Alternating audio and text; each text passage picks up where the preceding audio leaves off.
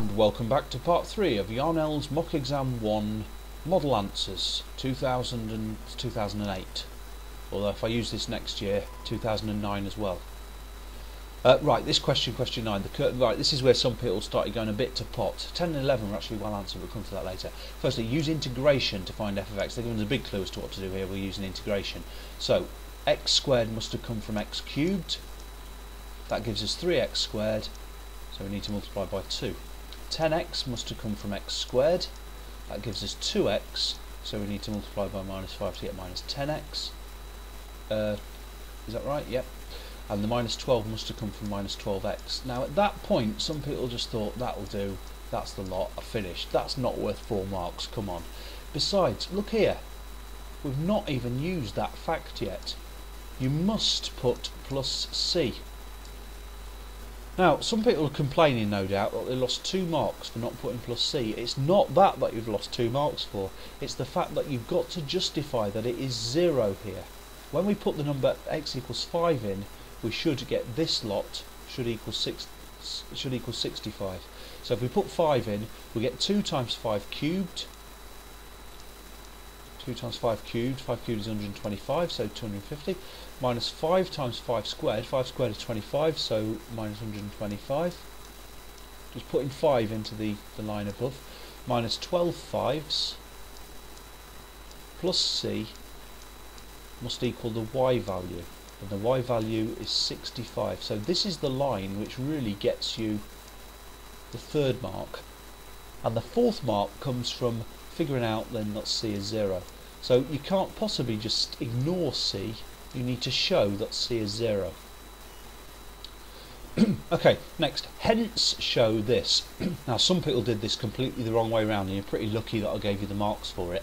Hence show, so from here, hence, show that this lot, which I'm going to circle in red, with no c's and noughts, I won't even include it, that lot makes this. Well, there's a common factor of x, so that's the first thing we do, take out the factor of x, to leave 2x squared minus 5x minus 12. Lots of people got that far. Now we need to factorise that thing in the middle. Well, the only thing to do here is to just write down what they're telling us the answer is, because I think it's pretty obvious to the examiner that you can do that in one line. Check that yours does give the same answer, just do that mentally. Now some people did, as I say, do this completely the wrong way around. Show that does not mean start with this and show your question, it means show this and end up with this. Show that means they're telling you the answer. Don't look at it or even take much notice of it till you get to the end, or nearly to the end, and just check that you've done it right. So they're almost telling you this is what you should end up with. Finally, in the space provided on page 17, well, I'm going to pretend this is page 17, sketch this curve. So there's this equation. They're guiding us through.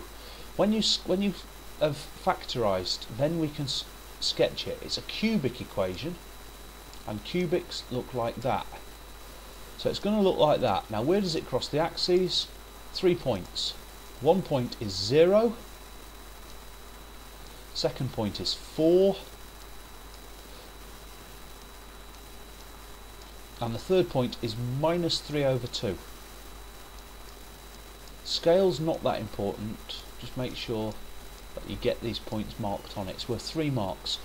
2 marks for getting this far. 1 now for finishing this off with the correct curve, which I'll do in orange here, and I'll probably make a complete mess of it with this mouse, but it should look something like, actually this is brilliant, something like that, only that should actually go through the 4 rather than just brush past it.